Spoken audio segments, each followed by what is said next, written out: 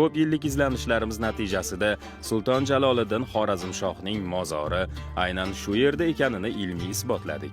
Shuni ta'kidlashim kerakki, islom olamidagi ikki buyuk shaxs, Jaloliddin Xorazmshoh Mo'g'ullarga, Qilich Arslon esa Xochlilarga qarshi tura oldi va ikkisining ham qabri aynan Turkiyada. Biz juda ko'p manbalar topdik. Ularning hammasida Jaloliddin Xorazmshohning qabri Silvanda ekani yozilgan. Afsuski, ko'p olimlar Jaloliddin Xorazmshohni Tunjilida, Qarsda, hatto O'zbekistonning Navoiy viloyatida dafn etilgan deyshadi, ammo birortasi manbasini ko'rsatib bera olmaydi. Biz esa o'nlab dalillar keltirdik. Jaloliddin Xorazmshohni islomni asrab qolgan buyuk sarkarda, Chingiziylarga qarshi tura olgan buyuk jangchi sifatida tarixda qolgani aniq. Bunday buyuklar 1000 yilda bir tug'iladi.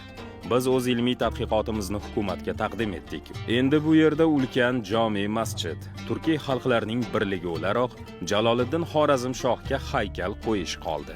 Bu ishlar ikki davlatning buyuk bir tarix ostida birlashishiga olib keladi. Böylesine cesur, cengaver bir sergerde olan Celaleddin Xorazmshoh'un onun o başarısı, cesareti önemli.